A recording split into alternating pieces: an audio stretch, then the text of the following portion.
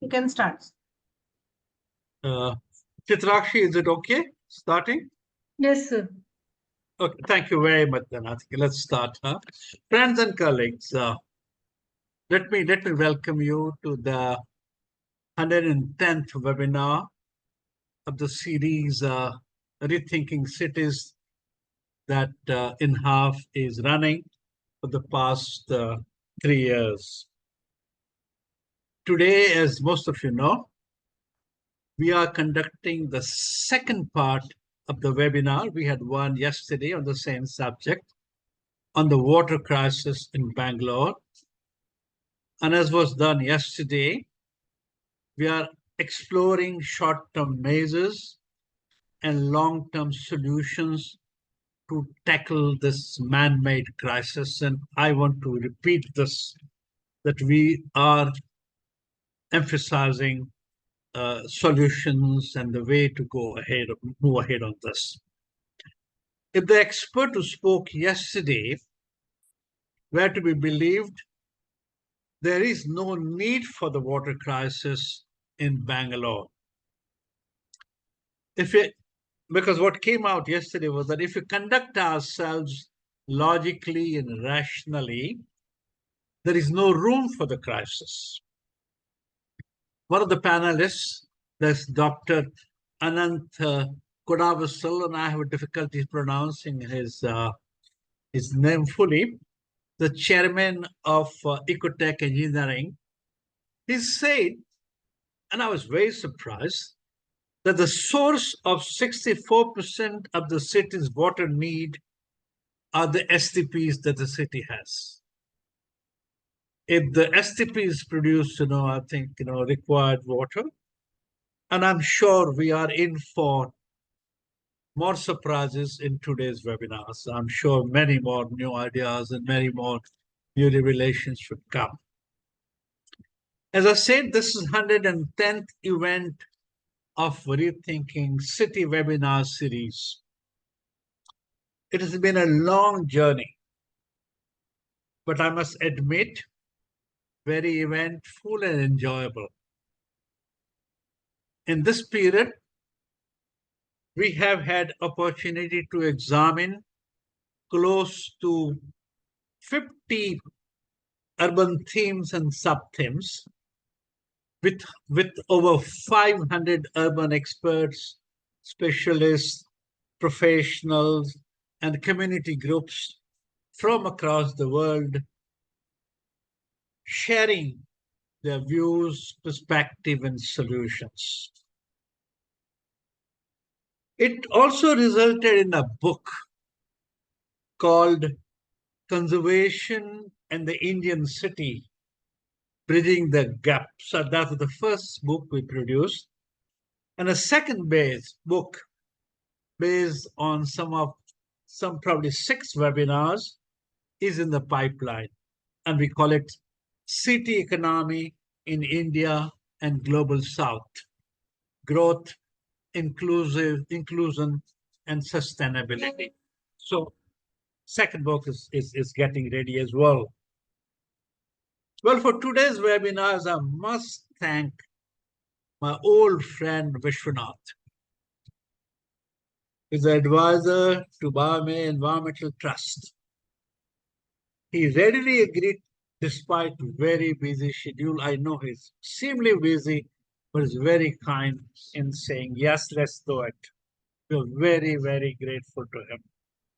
We're also grateful to the distinguished panel today that consists of Professor Mohan Kumar, Mrs. Shreya Nath, and Shri Arvind Lakshmisha of Azim in Premji University for making time for this event despite very short notice. And I must be doubly grateful because you made time despite a very short notice.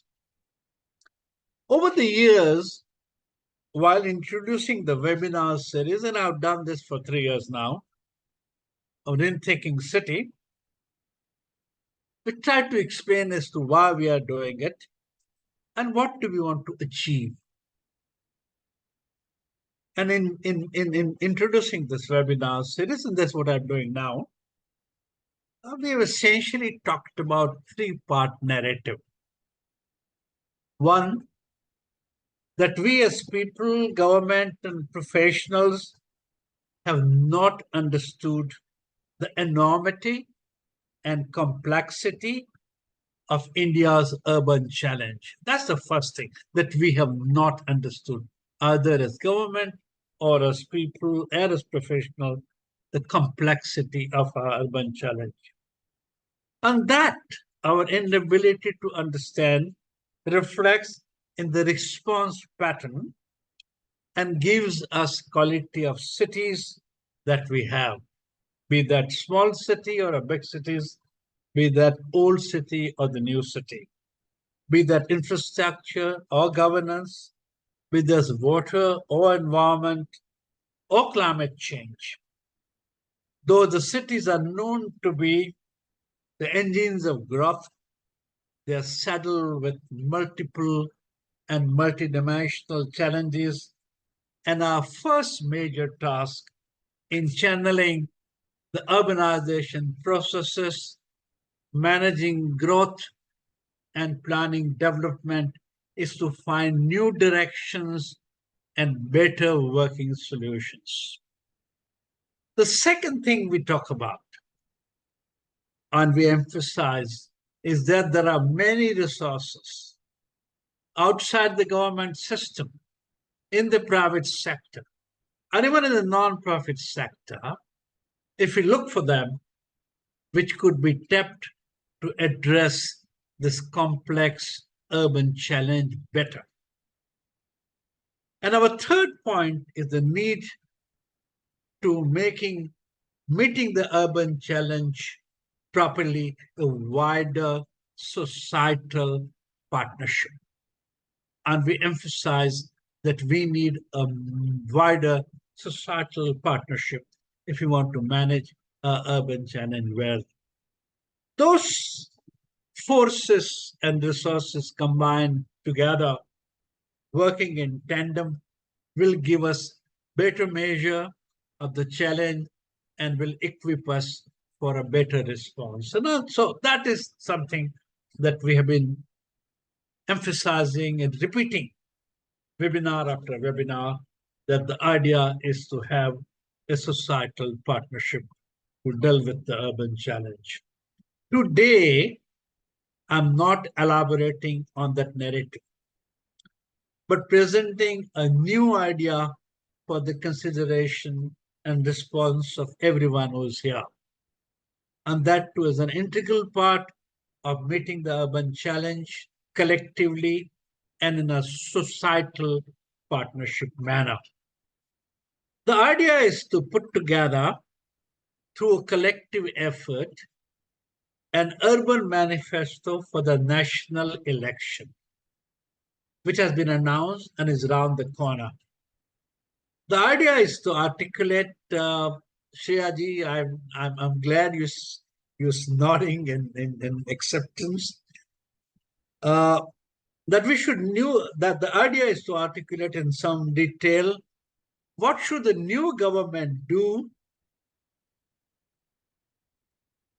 to meet the urban challenge adequately. And the suggestion is not to call it the civil society or even people's manifesto.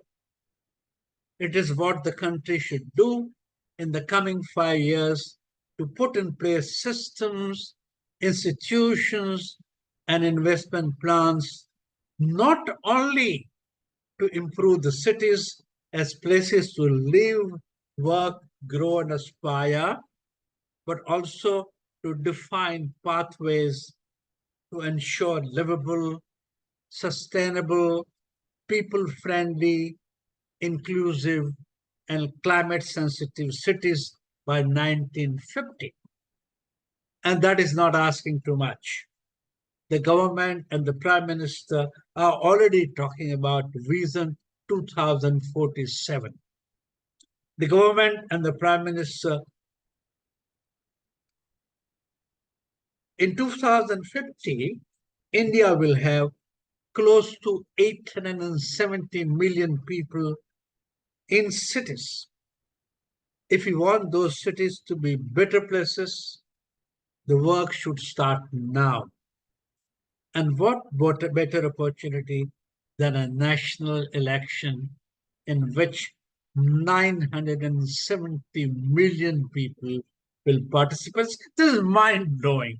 970 million people participating in the election. So, with this sort of longish introduction, I hand over to Vishwanath to conduct this. But before I do that, I have a small little kind of function to do, is to introduce Vishwanath, who needs no introduction, but still, Vishwanath is a civil engineer and also an urban planner. And for the last 36 years, he has been working on water, wastewater, and sanitation sector, and has helped design rainwater harvesting, aquifer recharge, wastewater recycling, and ecosan systems. This is tremendous contribution that is made. He is a professor and teaches water at Azim Premji University in Bangalore. He's a trustee with Biome Environmental Trust and the director at Biome Environmental Solution and Ecological Architecture Practicing Firm. What I like very much about his biodata is he enjoys most working with community and on livelihood-based issues with farmers, well diggers, fishers, women on restoring water and land spaces. So that is Vishwanath for you. Thank you very much. And now everything is yours, Vishwanath. Thank you, Kirti. You know, I'm red and brown below the beard and hair. Also, that teach me a lesson to buy cheap web cameras from Amazon. It will keep blurring and going, but you're lucky. You won't be able to see me much more. So thanks for the introduction, and thanks for the panelists who joined. And I know them pretty well.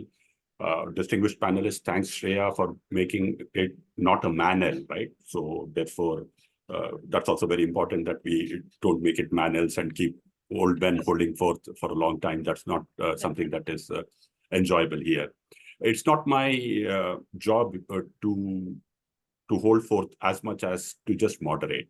And so here's how we go. So Shreya, we'll start with you because Well Labs has been doing some excellent work on many things. Of course, the overall water balance for Bangalore is one critical idea that Well Labs has been exploring and has got lots of publications. It also has been exploring how to convert wastewater to a productive resource, which will perhaps go for construction and for other uses, and so on and so forth. So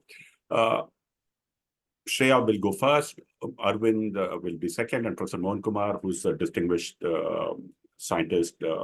He is on every government panel that there is in Karnataka state, and he's also in Delhi. So he will go last, only because we need all his wisdom to come at the end, and then to sort of summarize the whole big picture with water, because all of us have been embedded with water issues here. I hope that Arvind will bring more the social component of the crisis, rather than the physical resource component of the crisis, and the ecological resource component of the crisis. I hope that, Arvind, and I'm hoping that I'm not putting in an unnecessary bouncer on you. And of course, Professor will bring in the technical component of it and the overall planning performance of it. And so over to you, Shreya, for your thoughts. And 10 minutes is what I think that is adequate for audiences not to get bored, but also for you to share your ideas. So over to you, Shreya. Thank you firstly for inviting me to be a part of this panel. I feel very honored to be, amongst some of the greats, I would say, with Vishwanath sir and Mohan Kumar sir, and it's great to meet the rest of you as well on this panel. So I'll just walk you through a little bit of what Well Labs has been working on. So we have been, so firstly, Well Labs is a new center which is within IFMR, and we use evidence-based solutions for land, water, and environment and livelihoods. And we really look at how we could design systems that would be relevant now and even 15 years from now. And for that, we really use data as a starting point. And we are a very transdisciplinary center. We have people from different backgrounds, ranging from data scientists to community builders and urban planners.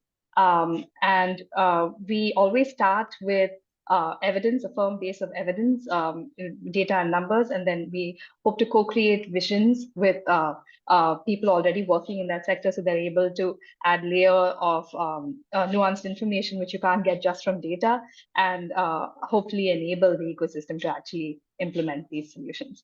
So today I'd really like to talk to you about something we've been working at on our urban water program, which is Bengaluru, mapping out Bangalore's water balance. This is a visual depiction of the water balance, and it just shows that we get around 50% of our water from the Kaveri River, which is pumped up a height of almost 300 meters, and is then supplied to the city. We have this cascading lake system, which receives a lot of wastewater and sewage. And visually, you can see it being depicted as going from really blue, where it has fresh rainwater, to more and more polluted as you get further into the depth of the city. But I'm actually going to break down some of these numbers for you in terms of percentages. And I will say that we had a lot of assistance from people in this panel itself in helping us review this water balance, including Mohan, Kumar sir, and Vishwanath sir. So that was the pictorial view of it, and this is the Sankey diagram version. And I will start with how we get rain in Bangalore. So essentially, we get rain which is both outside of the city, which falls on the Kaveri River catchment, and then we also have rain within the city, which penetrates our groundwater. And we then the groundwater is distributed through, and this water that we get via rain from the Kaveri and groundwater is distributed both by public pipelines, that's the BWSSB, and private borewells. And what's interesting is that even though we have the pipeline network, which is covering most of the city, and our water allocation has remained the same during this water crisis, people keep asking, why is it that we have such an acute water crisis right now? And that's because the periphery of the city, which seems like it's just a few small pockets, this map is only showing you what's within the BBMP boundary. But if you actually look slightly beyond the BBMP boundary, it'll become very evident that we actually have most of the population now concentrated outside of the city center. And as a result, they're completely reliant on groundwater, which has been rapidly depleting. We know that there are borewells which are going as deep as even 2,500 feet now in the city. Then the next phase of this was mapping out consumption. And what we noted was that domestic demand is the highest at around 75%, followed by industrial demand and commercial demand. Construction is a sector that varies a lot with seasonality. So in the dry season, usually when the curing of buildings and the laying down of flyovers and roads happens, the demand can go up as high as 15%. And then we have other uses like landscape irrigation.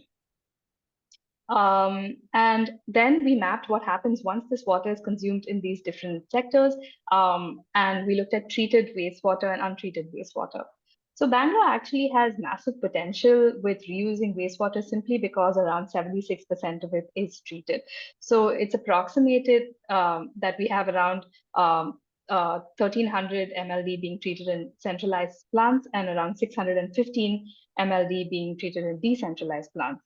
But the documented reuse within the city still remains very limited. And that's a huge opportunity that we actually have.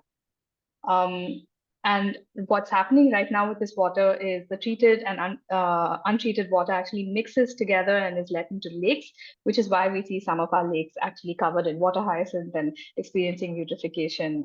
And it's a huge missed opportunity because we're spending a lot of money and electricity and energy to actually treat this water, but it's actually going and mixing again with raw sewage. 2/3 of the wastewater enters the cascading lake system, and a good sign to know whether a lake is actually receiving wastewater, whether it's treated or untreated, is to see whether it's perennially full. And if it's perennially full, you know automatically it's receiving wastewater because we don't receive rains throughout the year. And then finally, we look at the downstream flows, where we actually have reuse in rural and peri-urban areas, and some of it is just natural flows, which actually is not via pipelines and channels and just leaves the city. So we thought that this could serve as a starting point to make better water decisions for the city, because we have, in terms of numbers and percentages, how much water comes from each of these different sources. When we estimated consumption or total consumption in the city, we were looking at 2,600 MLD, out of which 1,910 is actually treated. Becomes wastewater, out of which we have 75% that's treated. And we really started to focus on the wastewater because we felt it was being untapped, and more specifically wastewater from decentralized systems, because we thought that that was because the centralized STPs already have these schemes of sending the wastewater out to peri-urban areas and really parched agricultural landscapes.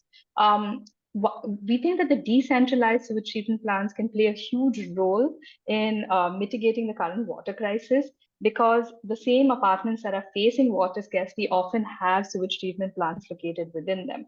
But we also identified 6 key reasons that sewage treatment plants are currently performing poorly. And I think the 6 of the top reason is that there's actually no economic case for reuse. And this current water crisis has actually changed that a little bit, because we can see that the price of water has become so much more expensive than it normally is, that we can see a lot of people, as we partner with BAF, a lot of people have actually opted for upgrading their systems.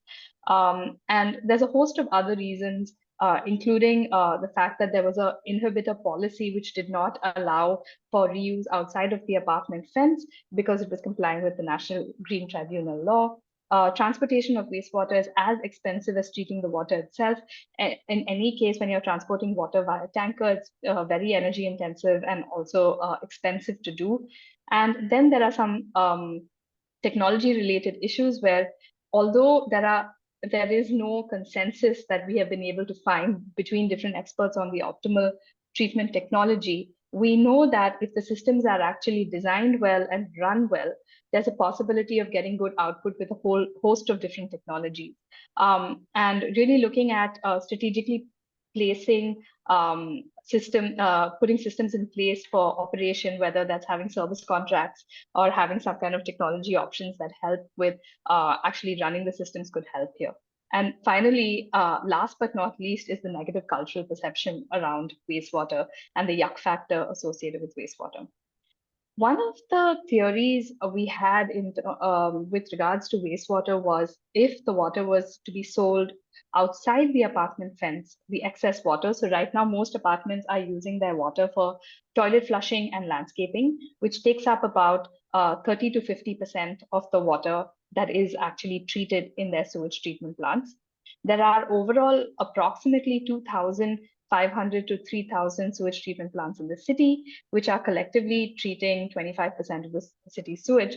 But more than 50% is usually left over. So we tried to map what that actually looks like for one valley. So we focused on the Hebbal-Nagwara watershed, and we have been doing a detailed STP mapping of the Yelahanka zone to look at how many STPs are actually functional, what is their condition, and how much excess water they have. And what we're finding is that almost all the apartments that we visited are running their STPs. We weren't able to actually conduct water quality tests, but our visual and odor checks indicated that some apartments actually had better water than others, but almost every apartment we went to is running their STP. So far, we've completed surveying around 60 apartments in collaboration with the Bangalore Apartment Federation and Airwag, who's our partner on this project.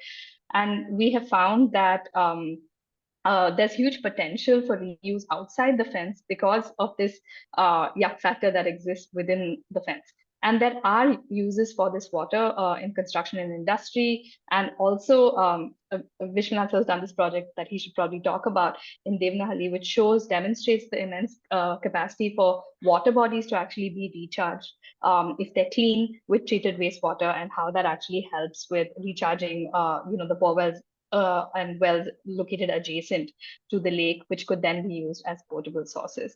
So we think that almost 42% of the water from that watershed, and if this is extrapolated to the city, could actually come from reusing treated wastewater in these areas.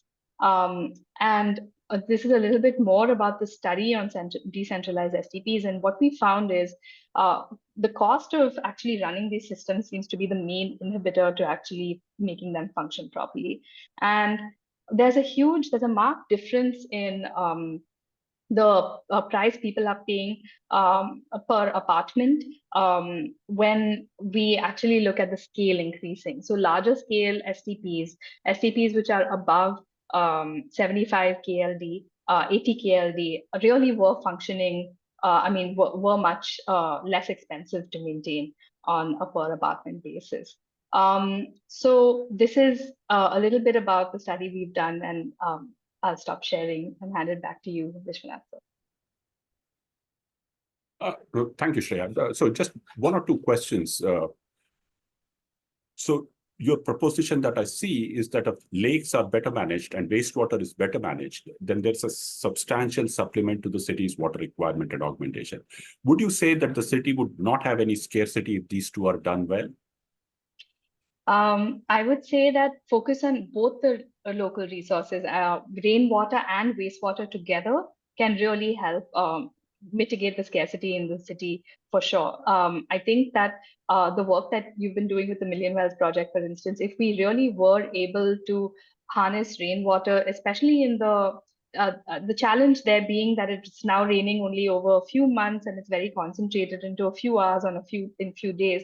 So in addition to the wells, also designating spaces to hold the water and allowing that to sort of percolate, whether that's through the lakes or whether that's through parks, which you've already been doing, and using wastewater. So it's both. And I think then we can actually mitigate what our water balance scenario analysis showed is that we could actually only then draw out 23% of the current water needs from the Kaveri and groundwater. So almost 77% could actually come from the combination of rainwater and wastewater. Great, thanks. And very interesting work on the decentralized STPs and trying to crack the puzzle with those 6 elements which are challenging, right, which you identify there. So perhaps we'll have more discussions when the Q&A comes. And thank you for that very concise and very detailed presentation, especially the Sankey diagrams and the water balance, right? So very interesting stuff. It's great that researchers and groups are working on such critical issues, hopefully feeding into policy and then quickly into practice so that it starts to make a difference to the city itself. Thank you. Thank you, Shreya. I'll next go to Arvind. Arvind, would you like to sort of make your... Sure. I don't have a presentation, so please forgive me. I don't have fancy graphs like Shreya, to be honest. There's no forgiveness, Arvind. It's all welcome. Cool. Thank you. Let me first say thank you for inviting me. It's really a pleasure to speak to you all. And thanks, Shreya, for such a wonderful presentation on how Bangalore can work with lakes and, wastewater and rainwater. So because what I'm going to speak about is going to be mainly from a theoretical basis, as I've been asked to speak more on the social side of it. So I'll bring in a bit of theory before I get into the social aspects of it. So one of the things that I would, in general, what urbanization does across the globe and mainly in Indian cities is that it's changed the way we manage resources, especially such as lakes, which have been the lifeline of a city like Bangalore. And especially manage in a sense, it's also to do with governance and institutions, right? Institutions here referring to the rules, the regulations that we associate of how to manage these lakes. And another aspect of urban governance has also been that it's mainly been more top-down or more hierarchical in nature. But then one thing that's coming up, or at least in the past few decades, has changed in the theoretical aspects of it, is that there's this entire need or look that people are looking at now is this entire thing of polycentricity, not monocentric governance, but more polycentric governance. And this polycentric governance may basically, just to explain it to everybody, would be that, you have multiple decision centers working towards the same goal. And in the case of Bangalore, if we take the current water crisis, or the case of lakes, for example, it would be we have multiple government agencies, organizations, you have non-state agencies and actors working towards bettering the lakes, the situation of the lakes, sustainability of lakes. So, but all of them, what happens is they're all working under overall gambit of rules and regulations, but there's very limited interaction that takes place between them. So this entire lack of interaction between actors is what gives rise to this entire issue of coordination between actors and what kind of interactions can be brought in for making water on lakes and resources, especially in a city like Bangalore, more accessible. And so this is one aspect of it, right? So this is one theoretical aspect that I'll be looking at. So when we start looking at cities, not from a monocentric perspective, but start looking at them as there are multiple centers working together, that's when we start to rethink and reassess our definition of cities itself. So how exactly are we looking at them, especially from a policy and a governance angle? Because usually, even as citizens, we expect that it's the cities or the government's duty to provide us our services, but then we forget that we also have a role in that. So one of the things that comes to mind, especially when we're as citizens that we're looking at, is that there are two main terminologies that I'd like to use here. One is the efficacy of things, that is, how what do we feel about working towards a solution, towards identifying a solution? Is it that I can do it as an individual, or is it do I expect that the whole society or the whole community needs to do it? So there's two kinds of efficacies. One is I have a feeling that I can solve this problem, or I can make an initiative that's more personal. And then you have this entire political efficacy where you think I cannot do it, but it's the whole community that needs to do it.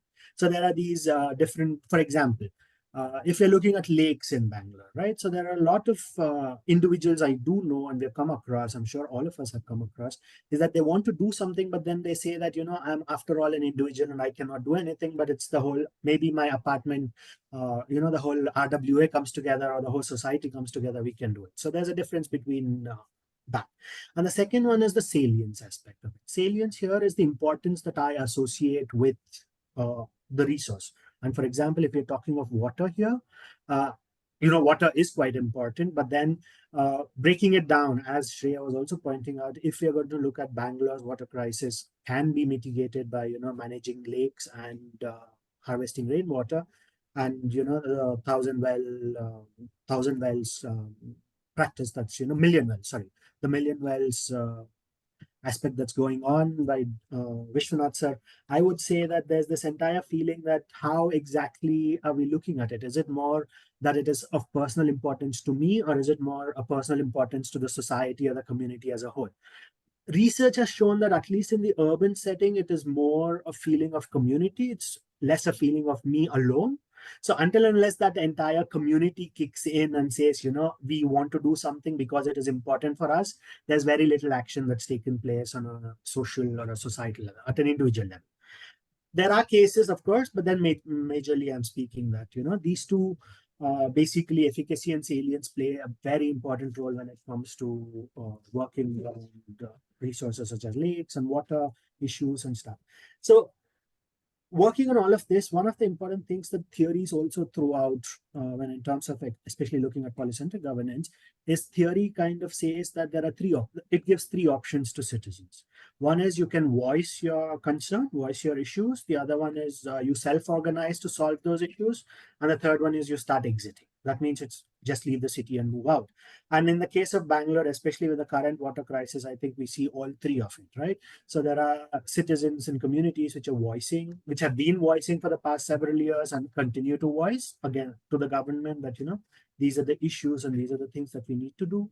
We are also hearing of a lot of exit, especially in the newspapers nowadays, that, all the techies are going back to their villages, towns, cities, whatever, they're exiting the city as well.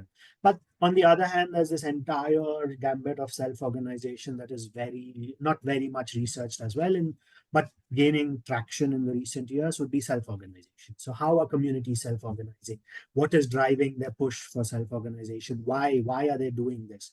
And this is where I think I would come up and start saying that, there is, at least in the city of Bangalore, there is an increased push since I think 2010s, early 2010, a bit late 1990s and 2000s. I would say there's been a push for self-organization. The communities have shown us the way that they can come together, organize, work towards a collective, collective identity and collective awareness of how they can pursue and conserve water bodies for, the benefit of cities.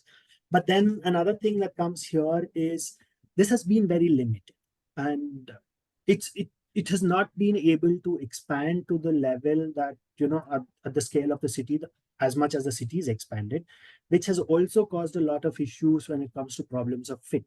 So, again, as the city is expanded, it's in, subsumed villages around the cities. It's just growing. But then the administrative boundaries are quite rigid. And most of these organizations, including non-state, including NGOs, including CSOs, I found them telling me that I won't work beyond the boundaries of Bangalore city because they're not my neighborhoods. So they're not my neighborhood, and then, I don't care. They just, stop short of saying that they just don't care what happens outside of the city boundary.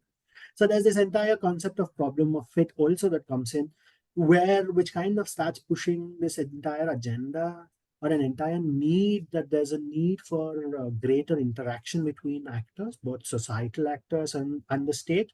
And I think this is what,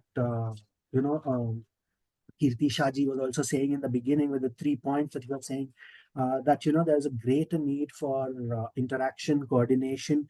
And this does not only entail that it's whose responsibility is this is another question that comes up. Is it the government's responsibility to push for greater action, interaction, or is it the communities? But then research has shown that it's been both ways. There have been instances where BBMP has worked with communities, has, given the communities an open hand to do certain aspects, to take over certain aspects of management of lakes and other resources. Whereas in other cases, there have also been communities which have been pushing the BBMP and which have been pushing the city government to open up to them and include them in their policy making agenda. But then when it comes to BWSSB and other agencies, there's still a bit of friction that's still evident. They're still not as open as the BBMP, I would say, including the BDA is not as open as the BBMP. We see that at times.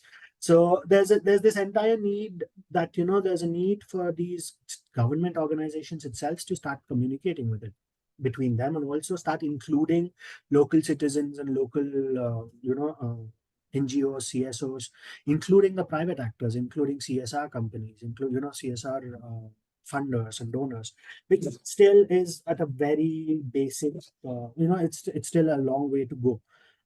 But in the end, yes, this also can be referred to the economies of scale, meaning that, water as such is still not valued, especially open water like wells and lakes and stuff in a city like Bangalore is still not valued economically. We know its importance, but as a government agency, it's easier to put a value on you put a value on water. That's when they start to think about it and start to work towards it, and including the citizens themselves. Water has been a very subsidized resource that is being provided to us. Most of groundwater is free of cost, nearly free of cost, whereas BWSSB supply is also, it's very minimal, the cost that is charged, that they incur to what is charged to us. So we do not value water as much as we should, which also leads to this feeling that, I don't have to do anything. It's somebody else's responsibility to do something, which also leads to this entire man-made crisis of water scarcity that we are seeing right now, because we've constructed such huge apartments. We have concretized most parts of the city. There's no way water can start seeping into the ground with no, with fill mixed with wastewater.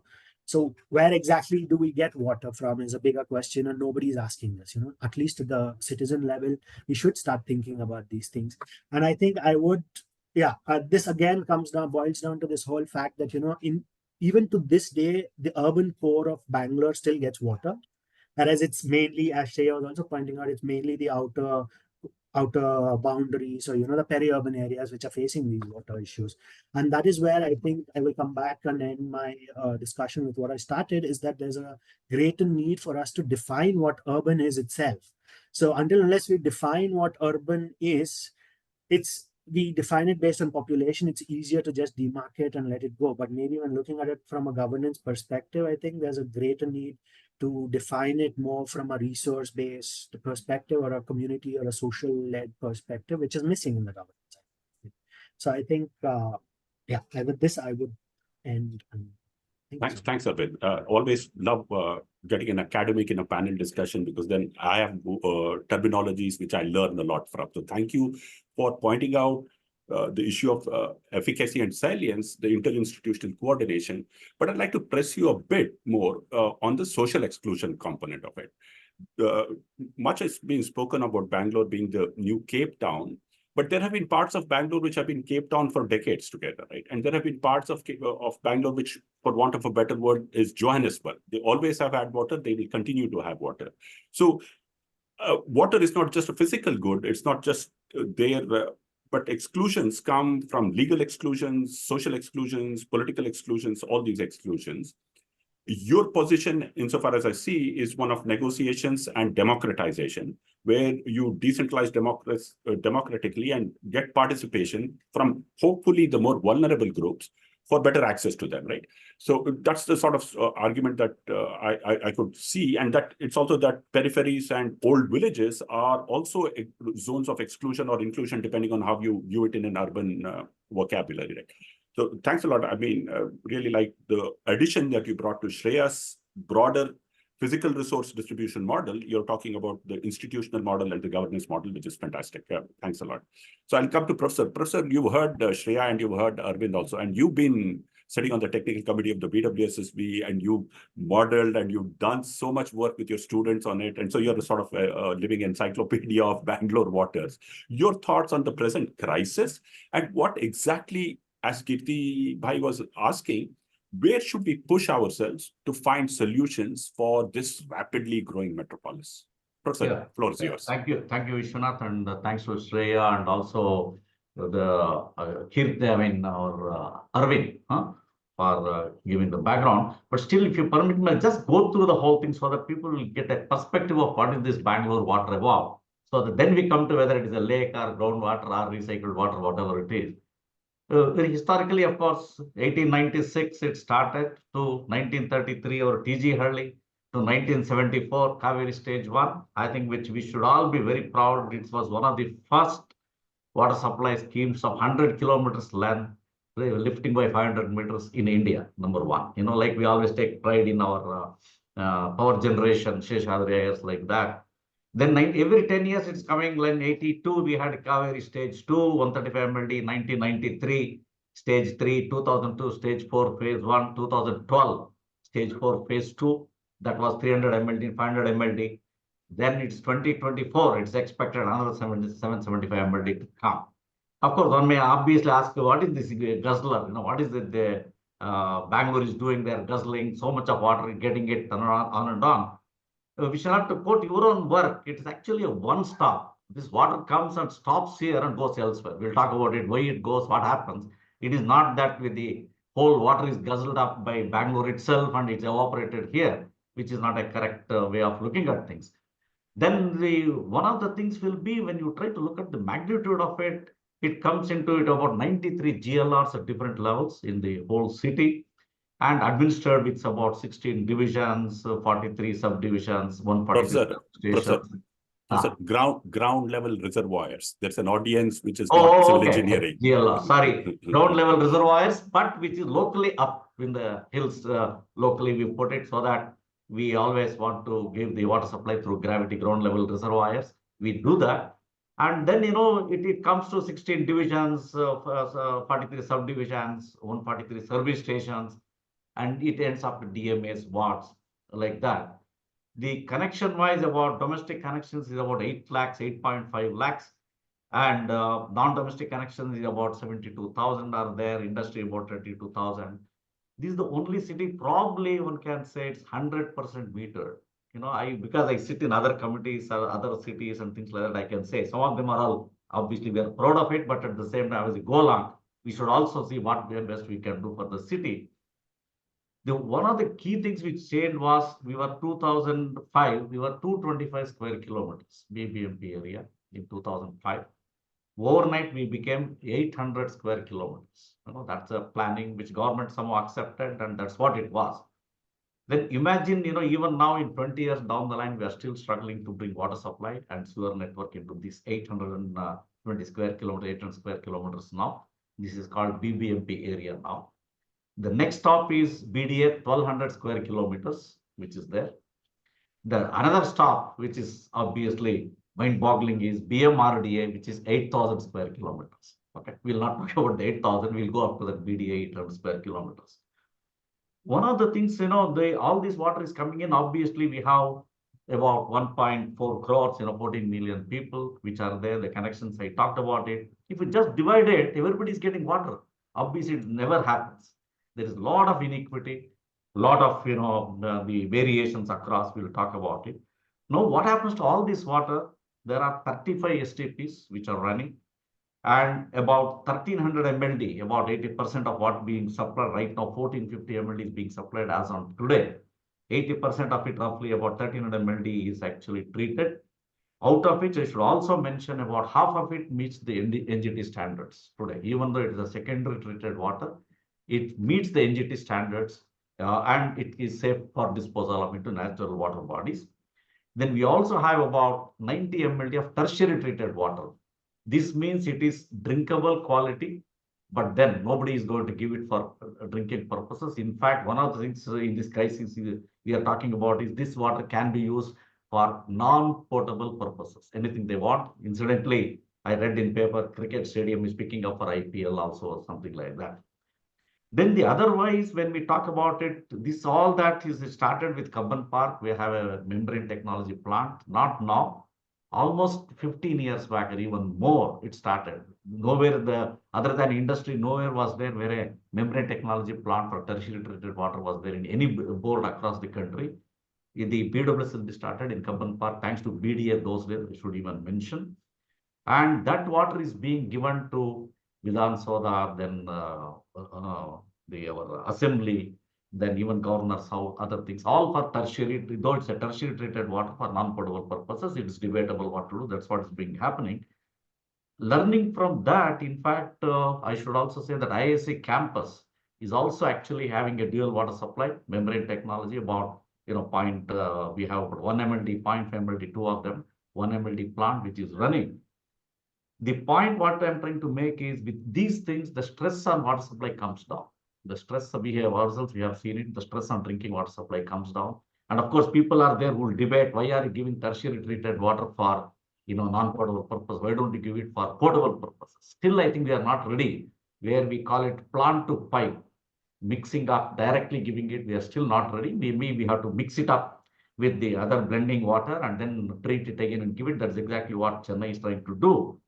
As a part of that, when you try to look at, in fact, as a part of the Nadaprabhu Kempegowda layout, in fact, as a part of the BDA, there is a dual water supply scheme which has been done. A tertiary treated water is being supplied in a separate pipeline for the same purpose what we are talking about. It is a part of the urban design which has been accepted by BDA, which is giving.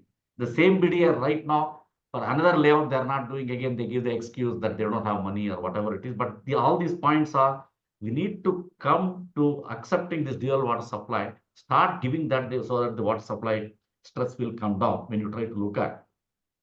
And one of the things we always talk about, what's called IWRM, Integrated Water Resource Management, or Integrated Urban Water Resources Management, treating it as one water. It's very easy for us as academicians or even researchers, engineers, or even the other people to talk about it. The water spreads across different departments within the city itself. For example, the drinking water supply and sewage treatment is done by BWSSP. The flood management, the stormwater drains is maintained by BBMP, which gets into some lakes. Some of the lakes are managed by BBMP, some of the lakes are managed by very few of them by BWSSB, some of the lakes are managed by another department. So that way there is no coordination when we try to look at. And one more thing also, we keep talking about it, like for example, when we see, can we not close the loop is the question which many times it's coming up here. So much of water is coming in, and then can we treat it and put it back again? We literally close the loop, and probably will maybe when we do the budgeting, it could be possible to meet that. But that's not the way the water should be treated. Water need to be allowed to flow. Basically, as a hydrologist, hydraulic engineer, I say we should respect water, allow it to flow. Having said that, can we keep certain amount of water to the city is the question. Having treated it, you are sending it to Kolar, you are sending it to Chikballapur, you are sending it to Anekal, 13, about 400 mld, 500 mld are you sending. Can you keep a part of this water to the city is the question. Another thing which we should also keep in mind is, imagine for a moment if all our lakes are full with treated water. Let us even imagine the best treated water. Imagine there is a heavy rainfall which happens. I think they are into disaster. So this is exactly what happened in many places. All these tanks, not only they are storages for groundwater recharge, they are also flood control devices or the measures which infrastructure which controls floods. So right now we are going through droughts. The same areas which went through floods, it's very ironic, about a few months back, is having water shortage in Bangalore. So we have to strike a balance between the two, how much to store, how much to allow it to flow, how to store. Then one more thing which is many people are not talking about here and there, I will be raising in our own formal meeting. All these tanks are very old tanks which are all there in the city, which we are storing. We should be proud of it. But at the same time, the caution should be there about what happens to these bunds, what will happen to these things. Have they been tested out? How much below that, a lot of people are staying. We need to really take care of them. Then one more thing which are also being looked into is, for example, the Purushbhavati Valley water is also being treated. They want to transfer it to North Bangalore, things like that. One of the things which many of us are also try to push that is, take certain amount of water from here, send it to TG Halli, Tippunhalli, which is much closer, and allow it to flow, store it there, treat it again, and send it back into the city. These are all some of the things which one is talking about it. And I think even this, some of these ideas, what we talked about, has already come in CPHO manual, one can see. Definitely, as Shreya was talking about, we should definitely see how much of treated water we want to bring it into circulation. At the same time, looking at the other things also, respecting environmental flows, respecting the downstream areas, respecting the other usages, we should allow water to flow from the city. Bangalore sits at the top. It's about almost 1,000 meters or 950 meters. Wherever we send, obviously it's going to go by gravity to the further down, whether it's Kolar or Chikballapur or whatever is the area. We need to allow the water to flow and keep certain water into the city so that we have a balance. The another key thing which was completely missing in all these things probably was the interaction between surface water and groundwater. Especially when we talk about a groundwater, there are two clear-cut layers in Bangalore. One is the top weathered portion, soil and weathered portion. The other is the hard rock portion. So the recharge mechanism from the surface water into this weathered portion and from weathered portion into the hard rock has not been well understood with all the sciences and things what we are talking about. So if the deep groundwater is emptying in many of the areas in Bangalore, as a groundwater hydrologist, I will say it's more worrisome, because to make recharge into this deeper groundwater is a tougher challenge than the shallow aquifer. But anyway, we need to really understand all these things and come out with a mechanism where we definitely should use our water very efficiently. That way, I should also mention here, a few years back, BWSSP had the unaccounted for water at about, or even NRW, if you want to multiply by the cost and say that, it was around 40+%. Right now, with measurements we have, it shows about 27%. Still quite a bit, but 27% is definitely not that bad when compared to 40 or something like that. But then one should go about any international thing about around 10% is the one which many countries target. It's still a long way to go. So one has to really look at many of these things. Definitely, it's not one stop like only recycled water. It's recycled water, conjunctive use of groundwater, bringing in efficiency. It's all we are talking about the supply side, the demand side, how we are going to use it, and also addressing the issues of equity across the city. We have measured where we have places where we get water only about a 70 LPCD. There are places where you get 400 LPCD. I think how do we bring in equity with all the technology? Are we actually running this whole network in a SCADA system completely on demand based? I think it's still, though we wish it has to be done, though there are mechanism techniques, it's not being done right now. We need to address these issues before we bring in efficiency into the system. With these things, I'll stop here and look for the comments and other things from other people. Thank you. Thank you, Professor. Professor, one question for you. Are we running out of water in Bangalore? Have we run out of water in Bangalore? Definitely not. Definitely not. And we'll never run out of Bangalore. Maybe I think, I thought I shouldn't think. For example, people also think about government will not think or no, this thing will be done. Things like this, one feeling. Of course, first of all, Vishwanath, to answer you, when we bring about 1350 or 1400 MLD and pour it on the hilltop every day, there is no question of water shortage. Another thing also I should even mention of the thing, for example, there will be a lot of interbasin transfers, which government, people want to have it. We are moving from Kaveri to Penna. These are all the tricky things are there, which is there. Right. There was one thing I won't get into details. I'll mention two of them. One is Tyagarajan committee was there, which looked at the water situation in 2011. And they have given a lot of recommendations, including dual water supply, then including this Kaveri fifth stage, for example, including even I should mention Linganmukhi. Like that, there are a lot of things are listed. What I mean is people will be thinking various things and such reports would have been given. Government at appropriate stage will pick it up. Similarly, right. There is another vision document prepared by BWSSB by CS2M Hill. Up to 2050, complete what to be done in these two are actually literally drawn. These are all right. Public documents which are available. Anybody can see and then see what can be done and things like that. Yeah, definitely it won't run out of water, Vishwanath, for sure. Sure. So the other question, and Arvind, Shreya, you can also come on online now so we can start this a bit of a discussion, is one accusation, not accusation, one reality is that the city is growing at a faster pace than we ever predict. And especially in the periphery, it's densifying. There are flats coming up, apartments coming up. There are areas getting absorbed to the city. Is there a need or a call for stopping urbanization or better planning urbanization? Which one would you choose? Stopping urbanization or better planning urbanization? And this is a question for all three. And perhaps I could start with Shreya to answer that. I would definitely say just better planning, because we still get plenty of rainfall, and it just and if we have rainfall, that means we have water, and if we have water, that means we have wastewater. So it just definitely is a mismanagement of our resources here. There's no other way of looking at it. We are not actually water scarce. We are water mismanaged. So I would say we can have more growth. Wonderfully put, Shreya. I think you're touching the point, and which is what Arvind was also pointing out.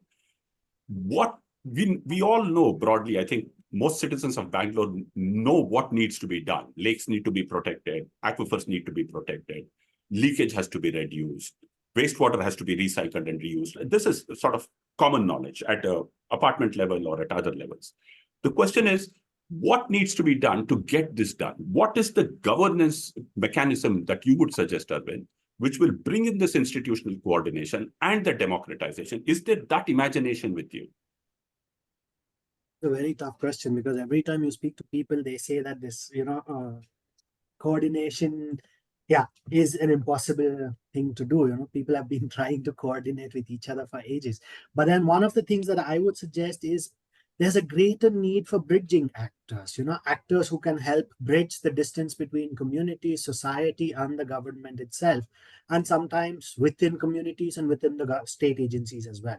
So I think sorry, Arvind, would they be non-state actors or would they be state actors, these bridgers? I think it can be both. We should not stop ourselves to one. For example, like the BBMP itself, acts as a bridging actor so many times by kind of connecting NGOs and with communities. For example, the case of Uttaralli Lake, I would say, where United Way Bengaluru was brought in by the BBMP. But then, of course, that has a story to itself. But then it can be both. At least research has shown, at least my research in Bangalore has shown that it can be both, and it kind of comes up on a lot of other factors and variables that come up. But then I would say expecting the state to do something is old school now. And I think it's, as citizens, as communities, I think we need to start, as we are responsible for our own city, our own self, our own, future. I would say we need to start pushing for, we need to start bridging these things ourselves. So maybe there's a greater need. Yeah. So I see an anarchist or a libertarian tendency emerging up. And so that's the kind of feeling that you get, that the state is not an actor and that citizens should step in. No, So I'm just, yeah, go ahead. No, just to say, sorry, I would say state is not the crucial actor anymore. It's just one of the key actors. So the state is not the sun, but just a star among so many various other actors that is out there. So we better start treating it as a star. Remind me of Carl Sagan now. Professor Kumar, from an institutional perspective, I would argue that we need something called an integrated urban water management institution, which looks at all forms of water together. Do you think that's a possibility in this city? And the second corollary to that, do we need a river basin institution also? Definitely, Vishwanath, both are very important points. In fact, I myself have argued about this IUWRM in my CPHO manual you saw the other day. Having said that, the how to do that and something like that, which government has to find out, it doesn't matter. The water doesn't know whether it is a storm water or a lake water, like what Shreya was showing about. We treat it very well and let it out as sewage comes in on the other side. We are spoiling our own water. Having said that, if there's one institution, possibly, many of them can be better managed. Definitely one should look at it. In fact, I even remember discussing with Shai about it, like what you said. The three valleys of Bangalore. In fact, we really need to study the three valleys, Prishbhavati, then Hebbal and KC Valley. Understand in terms of rainfall, runoff, and also understand in terms of what water you bring in from outside and pour it there. For example, the other day, in a very quick way, I showed Vishwanath, again, I'll share it with all of you, where we tried to look at the water balance of these areas, but it has not been done, only a concept has been given.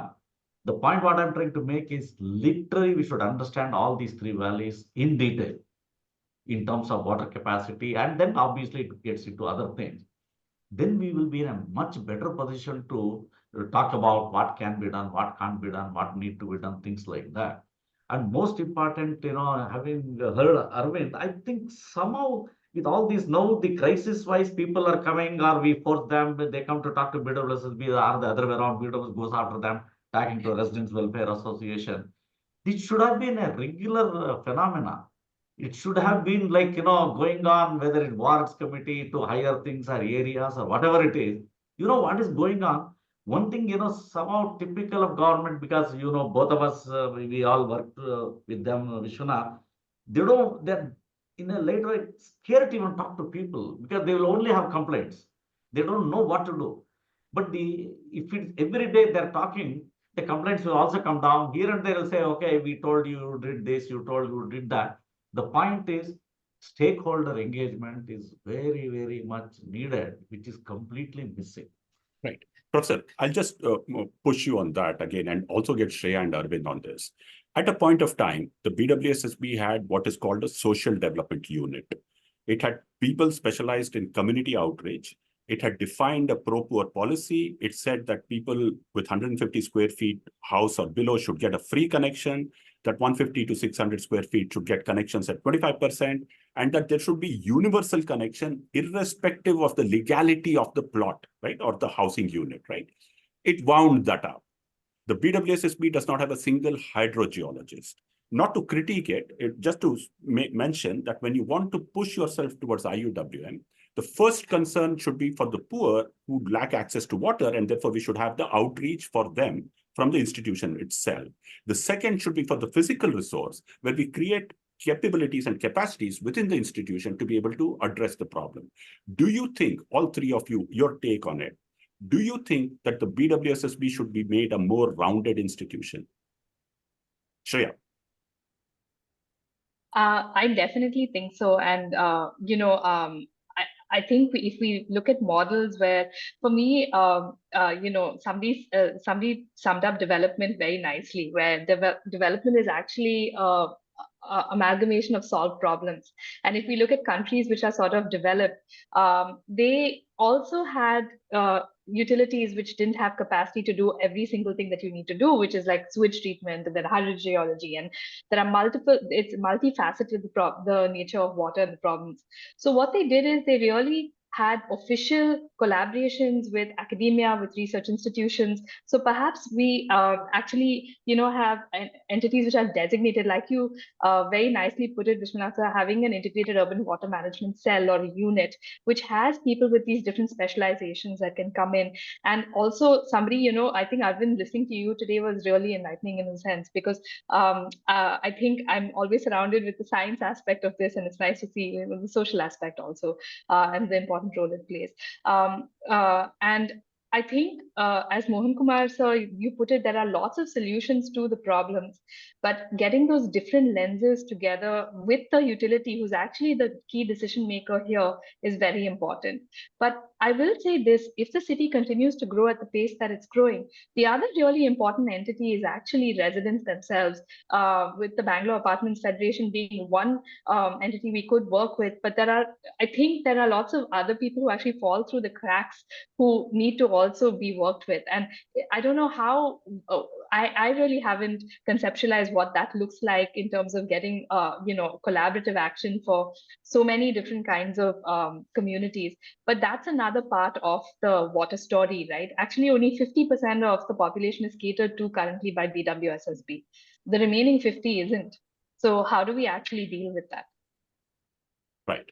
So pushing the question to you, Arvind, gated communities, BAF Well Labs work with them, but the critique of the gated community is that they're so self-obsessed that they don't care about the broader societal roles. And if they solve their problem for themselves, then they couldn't care less if the migrants or the poor or the pavement dwellers have no access to water. So is that the path to go with gated communities and apartments? How then do we become inclusive and think about the city as from a social justice and equity perspective? So that's a very tough question, I guess. So you got a PhD, Arvind. Sorry.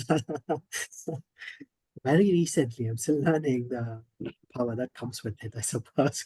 So I would say we need to make a start somewhere, right? So as you said, so one of the important things is, of course, there's power dynamics that comes into play. Of course, there's a lot of social exclusion that are taking place, but we need to start somewhere.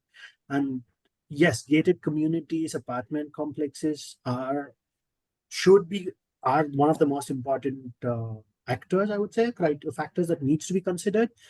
That's just a starting step, and we should not forget that, because the city caters to a lot many more people. There's so many more. So how do we do that? That's something that I think we all need to sit together and kind of come up with a plan, I suppose, because none of us, at least from my understanding, none of us have been able to bring that up successfully, except for small cases here and there. But that is something that's going to be like a never-ending story, which we are going to always have, versus me versus them, and in-group, out-group stuff that Harari also speaks about. That's how we humans are brained. So how do we overcome that? One thing would be more awareness creation. There's more interactions, as Mohan Kumar was also saying. There needs to be more interaction, more stakeholder engagement at the ward committee level, right? So as we see in Bangalore, at least I don't know when and where my ward committee happens, to be honest, if the meetings actually happen or not. So I think there's a need to strengthen these institutions, which are, so many of them are in place. I think we in India kind of lack a lot in terms of enforcement and implementation, which we all joke about. But then I think it's high time that we start doing something, because that's a good big starting point, and that's where I think it should be open for all people, and I think that is where we will make a change. So there's one very burning question that comes here. Will Bangalore be a Cape Town if the rains fail till August? Professor Mohan Kumar, your take on that burning question. And then, of course, there are 2 Nobel Prizes promised to the panel if you solve the problem with water by Mr. Nathan Krishnamurthy. So, Professor Mohan Kumar, on the question of will Bangalore run out of water if the rains fail till August? Thank you. Maybe I'll just start with this and then come back to that question. Yeah. So, President John F. Kennedy has said they will give out 2 Nobel Prizes if anybody solves water problem. One for water problem, one for peace, bringing peace. So that's about water. Having said that, I think definitely we wish we get rains and then all the things will be normal. That's one part of the story. And if we're able to predict and what happens with all our science and things like that, still we are treated as God or whatever, whoever does it. Definitely. So, back but Professor, if the rains fail till August, will we run out of water? If the rains fail in the Kaveri Basin, by August, will we run out of water? I don't think so. In the sense, I'll tell you, definitely, I mean, you can ask where is water? If KRS doesn't have water, cabinet doesn't have water, where do we get type of question will come.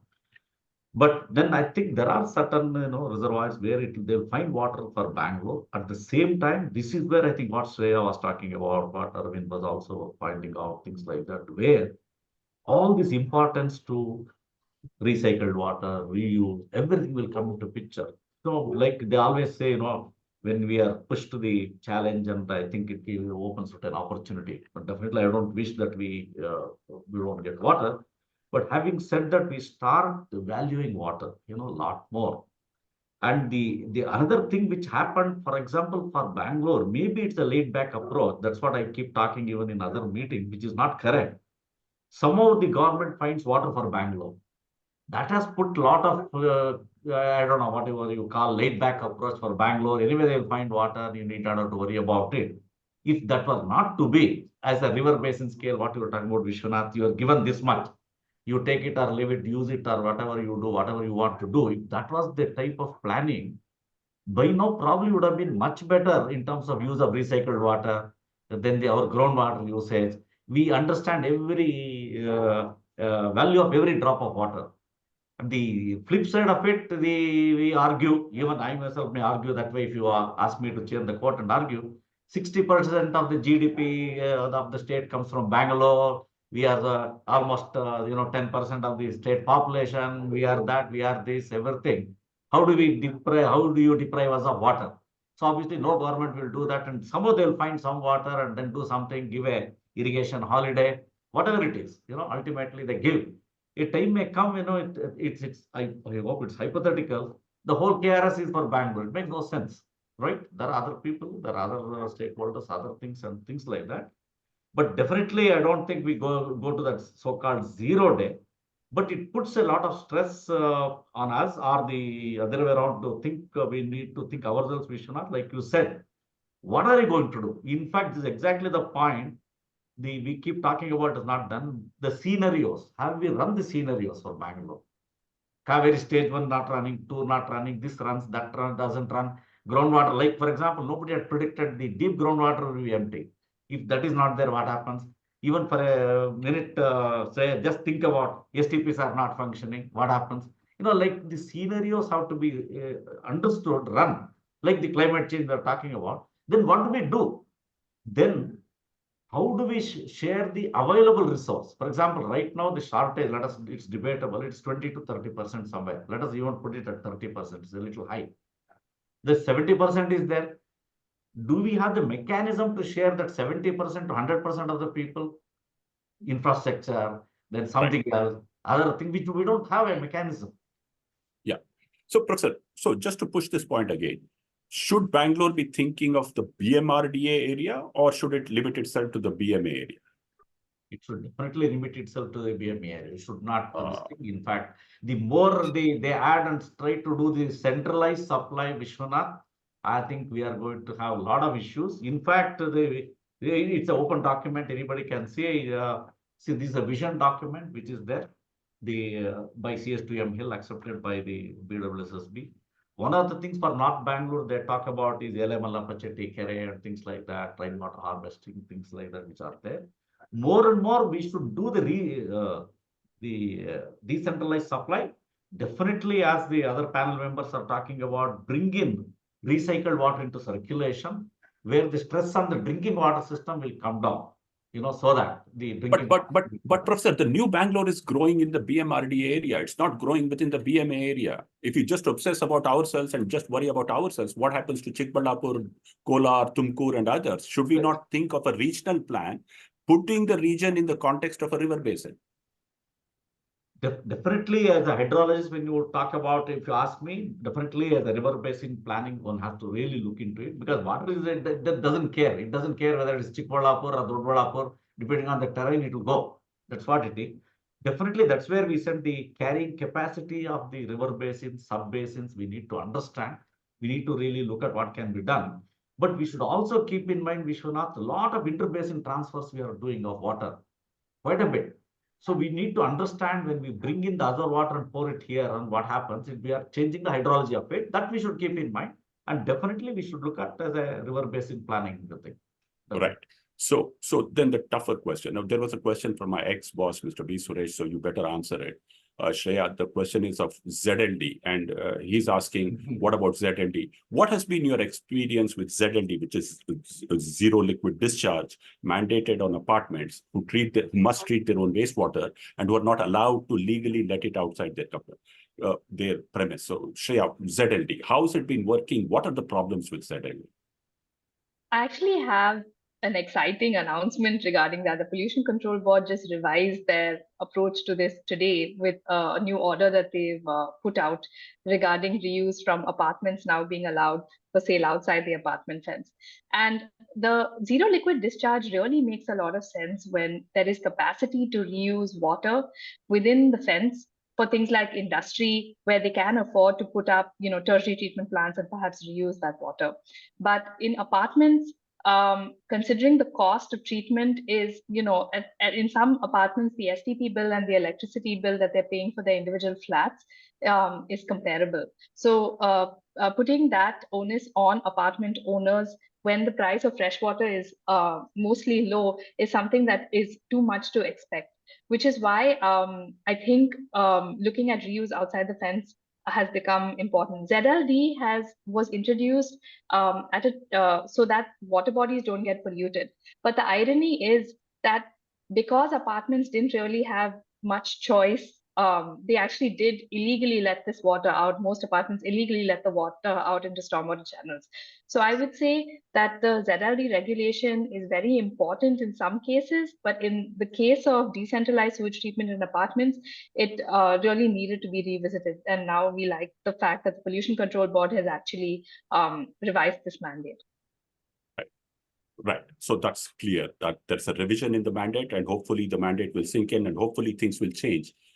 But Vishwanath, I want to add a point to what Shreya was talking, and also what Arvind was talking about when you asked him, how do we take care of the gated versus the other communities? Please. Indirectly, many of them we are doing, for example, the groundwater recharging campuses, whatever it is. Just take, for example, IAM or IAC or whatever, it doesn't matter. Some examples. What happens there because of this sprawling area and recharge, what happens? Obviously, the water is available in the downstream in many of the places like Matikere, whatever. This one way. The other way around, Arvind, for example, in all this, if they have the treated water available, like the olden days, we all used to keep a tap outside, a pot outside. Instead of that, it's more dignified. There is a point given. And I think one must be able to pick it up. This is exactly what one has to really do, especially in a crisis time. You put up, in fact, even I remember Vishwanath, we were suggesting to BWSSB, we named them. For example, go to railways, go to IASC, go to Bell Factory, go to IIM Bangalore, whatever it is, campuses. They have extra water, BIAL. Let them put a pipe or a tap, whatever it is, the tanker, so that they can fill and take it. No, I think there is a time for, one need to really react to these things. Yeah. Right. So I'll come to you, Arvind, also, but others. No, see, overall, it's state failure in the sense that the pipe network is not reaching every individual building and person in the greater Bangalore area, which causes people to drill their own bore wells. And if the bore wells go dry, the tankers to come in. And because the quality of water is suspect, people put RO systems in their homes, or there's community RO. Overall, it's state failure, which causes the market, which is both informal and formal, to to appear, and then you struggle to regulate that market and try and find solutions within it. Do you people believe that the core solution would lie in empowering the state to be able to carry out its job of giving 24/7 potable water to every household in Bangalore? Professor Mohan. No, okay. Thank you. I think in between, quickly, I saw some comment. Maybe I'll just come to that and then I not elaborate. Definitely, it's a drought year. You know, what we are seeing is it's really a drought year where the things are extremely bad. I saw a very quick comment. And the whole point here is how are we reacting to the drought? Is the question which we are asking ourselves, which we are unable to do in partly we are done, partly we are unable to do in many places. So most of our South Indian reservoirs are half-filled, are quite empty, and that has happened here also. And then again, hoping only for the rain to rescue us. Normally, whenever there is a drought, groundwater always used to help us out the drought situation, in a drought situation. That's how the cycle will be. Unfortunately for us, it's a terrible thing where groundwater reservoirs are empty. Even before the drought here, this is a very challenging, and we only hope water will come and then rain will come and we'll be in a better place. Regarding this management, definitely the 24/7, all that, when you try to look at Vishwanath, though it may look a very odd type of things to talk about it, we ourselves, we are as a part of the national committee, we are pushing it. We have many places, including you can even count my own house. Each one of us will have more than at least 3 to 4 days of storages, or even more when you try to look at. And when we try to look at assuming our infrastructure is much better, it's not leaking, and then we make it ready and put back the water for circulation. And definitely the 24/7 is achievable in many places. Definitely we can achieve, not this thing which is not just on the paper. In fact, right now, as we are talking about 12 to 14 cities, towns in Karnataka are running under urban water supply board. It's running. Right. So should we do it, Professor, with universal connection? Definitely we should do. I agree with you. Everybody deserves a water connection. Everybody has to be given a connection. There is just no doubt about it. Right. But and then the other one, like I was reacting, I don't know whether it is the mandate of only BWSSB. I wanted to explain to the listeners, 3 levels are there. One is Bangalore, whatever is the periphery of Bangalore, it's BWSSB. Outside that is Karnataka Urban Water Supply and Drainage Board, KUWSDB, towns and cities, things like that. The other level is the Rural Water Supply Scheme. But even the Rural Mission. Yeah, Rural Water Supply Department, we have RWSD. Even there, the schemes nowadays are very large schemes where they want to bring in water and supply to the whole districts and things like that, which are happening. See, the point here is whether only one institution can monitor the whole thing, or there are other institutions, your boundary you cut off, allow the other people to take care of it. Is it a better way? I don't know, the governance, Arvind or somebody can say, instead of only BWSSB can keep on doing it. It's theoretical. Imagine it goes up to Tumkur. Can they do it? You know, type yes. of. Why not? So why not, Professor? So, Arvind, maybe, they should be equipped with proper manpower, trained manpower, resources, everything. They should be equipped with trained. I will say that for sure. The panels. For sure. Arvind, I want to bring you in. Now, are we putting Band-Aid on chickenpox? Is the root problem not state failure? And therefore, we need to build the competencies of the state to deliver universal water at the quality and the quantity that is required, instead of us doing the tanker regulation, the groundwater regulation, the wastewater recirculation, and all that kind of stuff. Should we not focus on the core problem? And Shreya, I'll come to you with the same question later on with this. Arvind. Yes. So again, coming back to what I said, right? We're still looking at a very monocentric approach, saying that, you know, it is either the BWSSB or the KUWSSB. Why are we still focusing on that? Because we all know, and it's open knowledge, that the state has a paucity of resources, both human, and financial.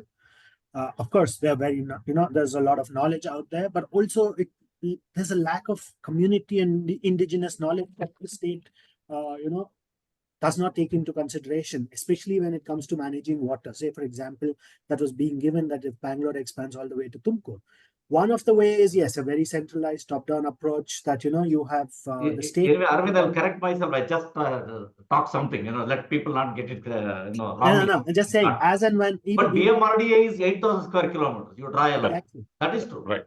Exactly. Please, So go just, ahead. Go ahead. sorry, exactly. BMRDA is 8,000 square kilometers. Do you think BWSSB has the financial and the human resources to provide universal water to 8,000 square kilometers? I would say is a basic question. Why not? Why don't we start using community, for example, community knowledge? Why don't we start using CSR funds? Why don't we start using private actors, NGOs? They're all ready. They all want to work together. So there is if we are to assume that we all get with this utopian goal of universal water coverage for all of us in this current scenario that we have, I know, forgive me for my political incorrectness here, I would say, but there is a need to expand and not just focus on one agency or one organization or one sector. There's a need for all of us to come together. I think that's what Shreya was also pointing out, that we're all, there's a need to bring all of us in together. And that, I think, is the key. And once that is done, there might be some changes, yes. And it will be for the good. Shreya, you're short on that. Arvind is sort of saying that get everybody together and it'll sort out the problem, and so work on it. But Shreya, your thought on it? It's a difficult question because on the one hand, I think it's hugely challenging to supply water to such a large area. But on the other hand, we see that there's a huge discrepancy between how much water people consume based on their socioeconomic status. And it's unregulated if it's completely in private hands. So I think what's happening right now, why the water crisis has been so acute this time around, is because you can't throw money at the problem and it's not going away. Tanker prices, however high they may be, people are still not able to get tankers into their apartments. And so I think from the lens of it actually being easier to set up in a decentralized way, I would say that maybe it makes sense for there to be a combination of state and then maybe privately actually run portions of water supply. But from the equity lens, I would say it should be state run, because there's no way to regulate what people do at an individual level. I mean, we just simply do not have that capacity. So I don't have an answer to the question. I think it's just a complicated question and has too many layers. Okay, so Mr. Jambunathan has this. In a nutshell, can you kindly put in your short-term as well as long-term solution to the present-day water problems? He wants a solution, or he wants a tanker very quickly, because in many apartments, the cost per liter is nearly 15 paisa. What is the short-term solution? Professor Mohan Kumar, what is the short-term solution for Mr. Jambunathan? And what is the long-term solution? Yeah, definitely the tertiary treated water is available to some extent. May not be, but still quite a bit is available.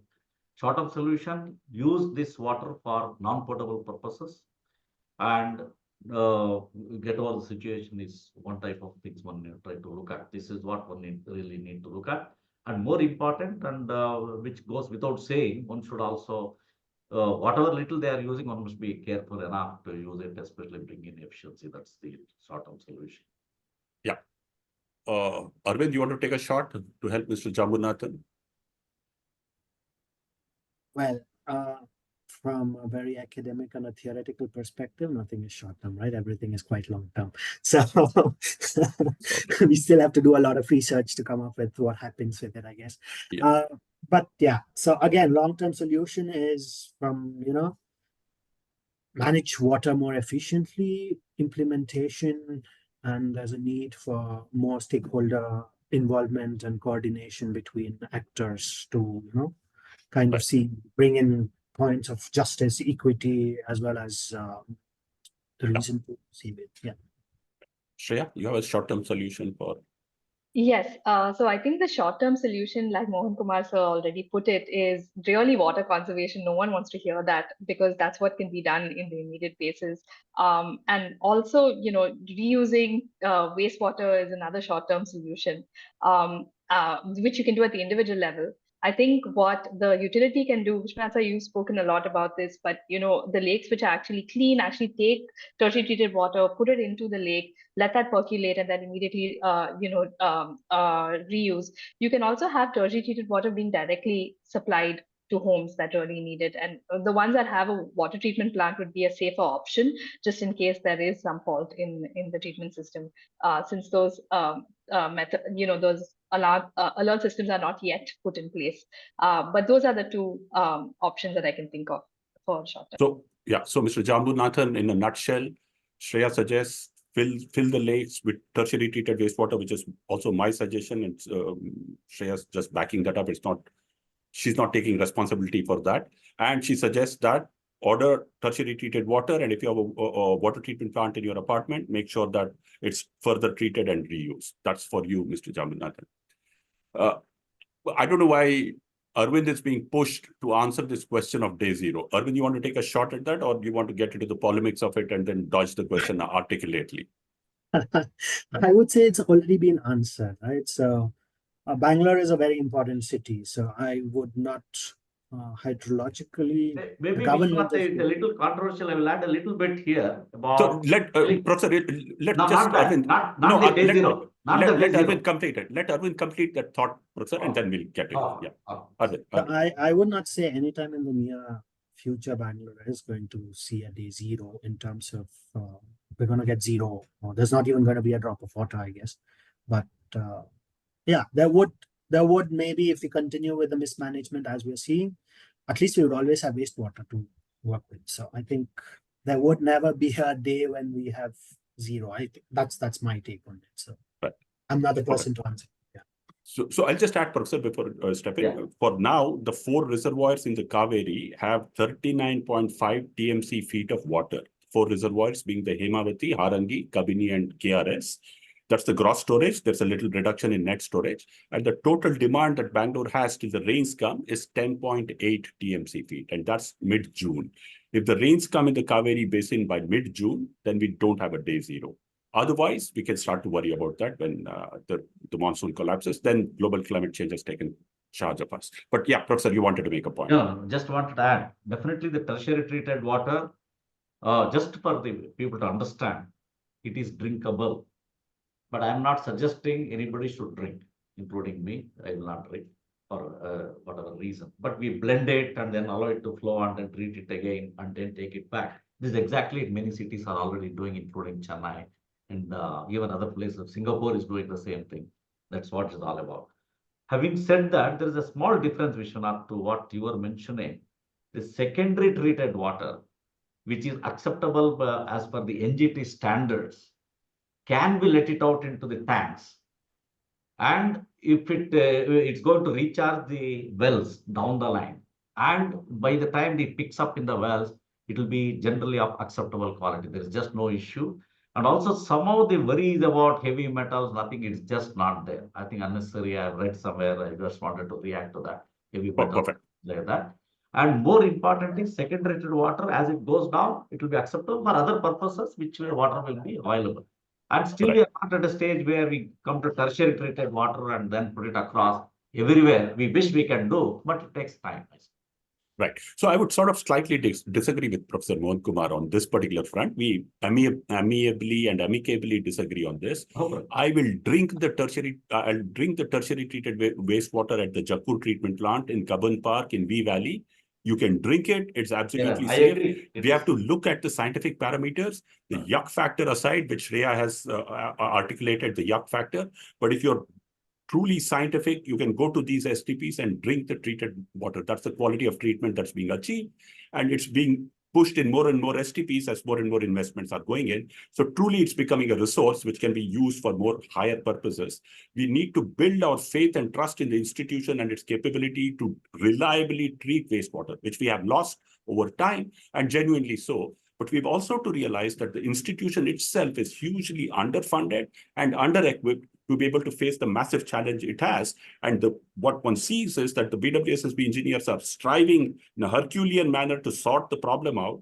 We have very little sympathy for them, but we need to create a partnership of trust with the institutions that are supposed to deliver stuff to us, make sure that they that they are held accountable, but that they are also empowered to be able to find the solutions. So Vishwanath, that's the broader story. I want you to react on the other part.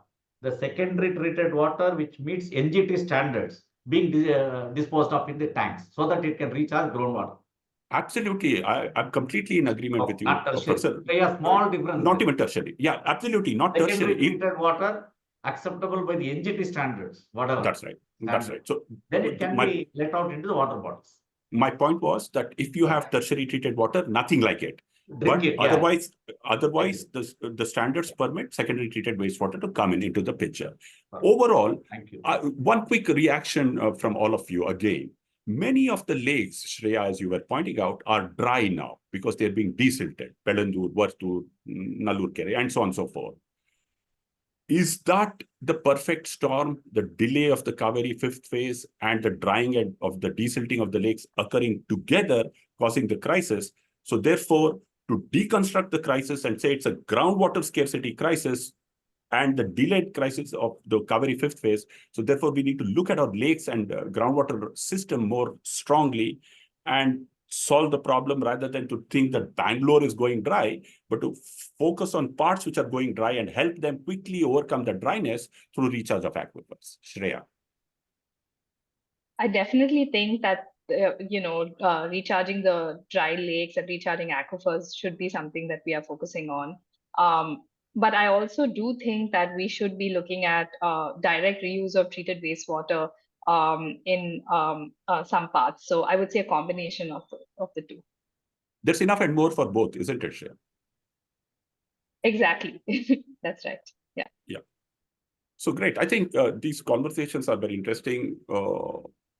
Suresh sir is again putting it out. So for Mr. Suresh, we have a project running right now in Devanhalli where secondary treated water is filling the lake, diluted with rainwater, recharging the aquifer. We have a state-of-the-art water treatment plant, and the treated water meets drinking water norms BIS 10500, and it is being supplied to Devanhalli town as domestic water supply. So we don't have to go even to Singapore. We can go to Devanhalli and take a look at it, though it would be much more exciting to go to Singapore. Devanhalli is not that fancy a tourist area.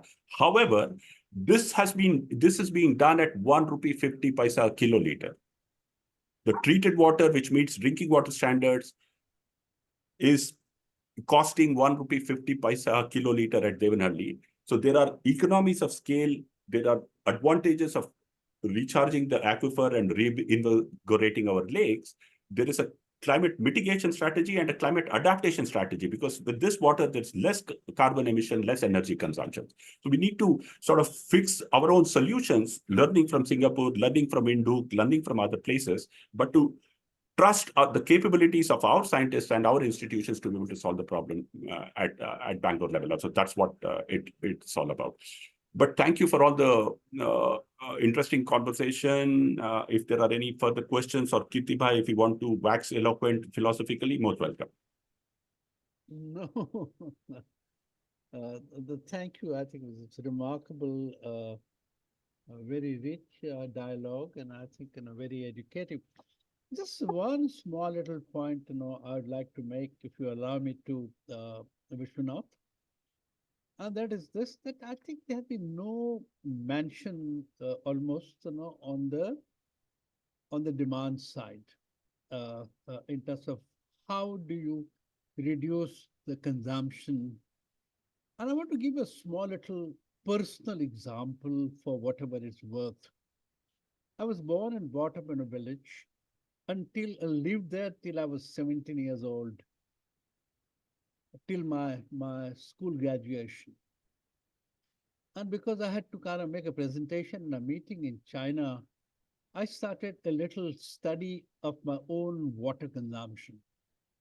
Okay. I talked to my mother, I want to talk to my grandmother, talk to my auntie, found out how many vessels we had in the house and all that. And you won't believe me, but came to conclusion that till I grew 17 years, the entire family of 12 to 14 people survived on 22 to 25 liters per capita per day. Now, that sounds stupid. what I'm trying to say. Okay, it's a village, it's a long time ago, 60 years ago. Multiply 25, 2 times, 3 times, but we're talking about not 135, we're talking about something of the order of 200, 250, 300. And this is something that's required to be looked into. The whole aspect of personal behavior, and it's not only vestige, it's the whole way we look at it. And I think it's religious and it's cultural and it's all that. I think, I don't want to go into all that. But it's very important we just start talking about it. Why are we talking about building cities at 200 liters per capita per day? Why don't you do it at 100? Why don't you do it at 60? And it will be very, very different then. And I think we're going to talk long term in the sense that we're not talking about a crisis, we're talking about crisis. Our cities are going to grow enormously. We're talking about 870 million people in our cities in 30 more years. Just imagine what we're talking about. And therefore, if we don't look at the demand end, I don't know where will we end up. So, Kirti, I just want to intervene on this particular point because you raise a very nice question. Here's my counter argument to you and also for the panel. If we pay the true ecological price for water, the true ecological price being when you return it back to nature at the same quantity and quality at which you appropriated it. We have the technologies for it, right? So in the case of Bangalore, if you pay 95 rupees for 1,000 liters, people are already paying 150 rupees for 1,000 liters for tanker water. If every citizen or if every consumer pays 95 rupees 1,000 liters, we can return back the water that we took from the Kaveri at the same point that we took from the Kaveri in the same quantity that we took from the Kaveri. So you can have unlimited usage provided you're willing to pay the price. How does that sound? Instead of demand management, get the prices right and you'll fix the problem. However, let's also realize that water has a human right, and that human right should be universal connection and free water for a certain volume. But beyond that, it's an economic good, and that economic good should go towards ecological pricing so that we don't deplete nature at all, don't pollute nature, and we have unlimited resource. It's a question of abundance versus demand management. What do you think of that? I agree, Yeah. but we also must realize the whole equity issue. No, so the 95 captures the equity issue because the rich pay for it. Right now, the rich are the ones who are getting subsidies. Yeah, no, that's what I'm So, saying. Vishwanath, just to add to the point what Mr. Shah was talking about, you know, all of us know, though water is safe, but still, for the village water supply, we still do at 55 LPCD. Okay, right now standard 55 LPCD. Rural water supply is like that. Having done that, the idea is not that they can do if they are very good in handling it and managing, that's fine. The locally some other extra of 20, 30 LPCD or more will be available for other purposes, and that's one of the calculations which will be taken care of. Extending that logic, Shreya, for your own thing, what normally we also talk about is 100 LPCD, no, you design for 135, whatever. But if there is assured supply of 100 LPCD, if 20, 30 LPCD comes from this recycled water into the system, you get your share of water, whatever is required. See, this is how the things are looked at. But what I think Vishwanath is pointing out, if everybody uses judiciously, more important, gives a value and pays that, the type of returns of the system, what we can manage is extremely high. It literally, I use it and put it back at the same place, treat it to that highest standard as I took it. The whole logic here is they gave us the best quality water at that point of time. Use it, put it back at the same, if not best, it should be even better than the best. Put it there.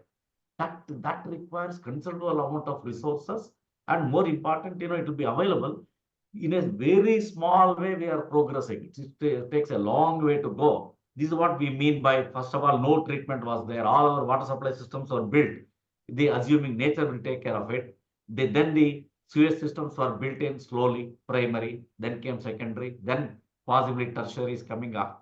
It is taking time, but in the cities, we really need that because health hazard is a very, very serious issue. Yeah. Suppose something happens like type of COVID, something happens in the city, not that we don't care for villagers, the whole city will be wiped out. So that is the scare in which it will be there. And then all the more the treatment has to be done, respected, and we need to take care of. Yeah, sure. So, Kirti, the floor is yours. I think. No, thank you very much. Yeah, I think you are perfectly said, sir. I think we need to really respect that and see how much we can reduce from the demand side, which still people have not understood. They presume the government has to give their water. When I open, it should come or whatever it is, we don't care. As Vishwanath said, because they pay only 10 rupees, 20 rupees, you multiple, it may be 300, 400 rupees. It's just nothing. They're paying for one water tanker now. For a whole month, they'll pay 400 rupees. Still attack these engineers or whoever comes. Why are you giving me another bill? Why are you giving me that type of question, which is being asked?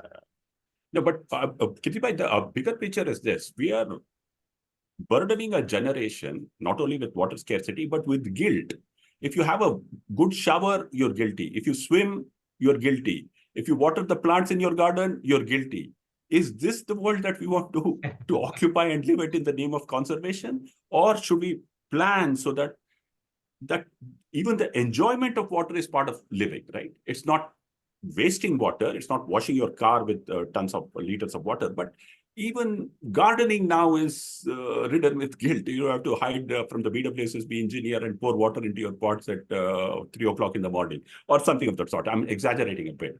But I think the value of water lies not only in its sort of piped consumption, but in its overall enjoyment, which is clean rivers, clean lakes, clean wells. Vishwanath connected to that. That's what I think all of us talked about. Shreya also mentioned. There is a tremendous inequity in the city. Yes. There are the slums or low-income group or whatever we talk about. When it comes to this division, I will divide the whole population, get it. 30% or 40% of the population will take out of this. Then how much each one of us will be getting? It's not 200 LPCD, Mr. Shah, it will be 300 LPCD. Each one of us have. Then still we will be complaining. That's the real. But that's in the context of misdirected subsidy. So that's what we are talking about. But anyway, I've captured the space enough. Let me move for a second to other sector and give an example. This happened just 3 days back. I was in Chennai 4 days ago and reached at midnight and had to take, in order to I was staying at the Cosmopolitan Club and had to take a taxi, which cost me 750 rupees at 2 o'clock at night. And then came back next day, the same airport, same Cosmopolitan Club. I walked 3 minutes, took metro, reached airport in 25-30 minutes and cost me 40 rupees. And then I was asking this question to my friends who are rich in a car. I said, after metro's coming, how much of car transit, at the airport is reduced? They said there are no studies, but very little. Point I'm trying to make is this, that even if you invest so heavily in metros, you know very well that you are saddled your cities with cars, which is not a right thing. You say you provide comparable, luxurious, air-conditioned, efficient transport system, still behavior doesn't change. So the point that one is making is this, that what is correct for metro and a car also is correct for water and bath and other users. And I think we can't necessarily kind of simplify human behavior. And therefore, it's not the punishment. It is not the guilt. It is the education, it's the consciousness, it's the awareness, whatever you want to call it. That is very important in my understanding. Education doesn't work at all. It's pricing that works. If you price the water right, everybody switches off the fan because the electricity bill is high. You can't educate people to switch off fans, right? You have to send price signals. And unfortunately, it's true. Even the most educated who think they are water conservative, when you look at their water bills, it's atrociously high. The point is that in the name of the poor, the rich are enjoying the water right now. What one is arguing for is that universal connection, everybody has access to water, but you pay the true price for water if you consume beyond a certain limit, so that you realize the value of water. And when you realize the value of water, you are able to give it to the institution to be able to manage it better. Sure. Now, in this name of... Sir, I'm just taking the chairman's prerogative, Professor Mohan Kumar, and just go ahead. My point is getting old, I forget the point. That's my problem. We will catch up on it, right, Professor? But the point is that we've run a rhetoric of socialist underpricing of water in the name of the poor who now pay the highest price for water and pay for it from hell, right? Somewhere we have to cut that vicious cycle and get to the virtuous cycle. And that virtuous cycle is to capture the bull by the horn. Water is a human right, but water is also an economic good. The Dublin principle, which says that. We need to recognize that and move in that path. Otherwise, we will be doing this conference once again 2 years from now or 3 years from now. But over to you, Professor Mohan Kumar. Yeah, nothing much. We claim, rightly so, we are developing a developed country. All developed country, the water and the energy charges are comparable. Let me repeat again, water and energy charges are comparable, not in our system right now, number one. Number two, in most of the developed countries, the charge for sewage treatment is 3 times that of the water consumed. Let me again repeat, the charge we pay for sewage treatment is 3 times that of the water, what we consume. Look at our water bill. This is exactly what Vishwanath is pointing out. How much we pay is number one. How much we pay for sewage treatment is number two. Then we expect a tertiary treated water, which again, I'm not ready to drink. Anyway, the point here is, it is not just the money, but when it comes to the value, all that automatically finds a place, and we need to respect that. This is what the developed countries are doing. We must be ready to pay that price. Definitely taking care of the underprivileged, Arvind. There must be a mechanism where we respect that. That should be taken care by the whatever government. Thank you, Shreya. Thank you for bringing in the insight on the circularity of water, what needs to be done in terms of water balance. Thank you, Arvind, for bringing in the social perspective, the dimensions of engagement that you articulate, which is the state and the adjacent players who have to do it. Professor Mohan Kumar, always wonderful to see the big picture that you're in charge of and you are a master of from a policy perspective and a planning perspective. Thank you, Kirti Bhai, for taking the car to the Cosmopolitan Club and then coming back in a metro so that we're all made to think about what value is and what price is and what urbanization is all about. So yes, great, 40 and 700. Yes. That's right, absolutely. So if you hadn't done that, we wouldn't have had the discussion around what urban India should be doing. So wonderful to have that, and thank you for keeping it not too serious, and thank you for the audience for saying that Delhi dur nahi, Delhi mein 20,000 liter free hai पानी का, and I hope that Delhi दूर है क्योंकि वो शायद पूरे भारत से नहीं सबर किया जाएगा, पर वो अलग अलग बात है। मकरंद भाई, हम उसके ऊपर ज्यादा चर्चा करेंगे बाद में. The floor is yours, Kirti Bhai, to conclude, and then thank you. I think Nothing more to say. Thank you all, thank you panelists and Vishwanath, Shreya, Mohan Saab, and Arvind ji. It was remarkably rich and very thoughtful conversation. And I'm grateful to everyone. I think that you came with a very short notice, and hope you'll come again sometime. I think, we don't require a crisis. We will, in fact, I've written to Vishwanath only yesterday that, I would want the third one with him. We had yesterday one also. So thank you very much, and very grateful. Very grateful. thank you. Thank you, all of you. Thank you. Chitrakshi, thank you. Bhomaji, thank you. I'm sorry I forget my colleagues. Thank you very much. Thank you, Bhomaji. Thank you, Chitrakshi. Chan, thank you. For put this together.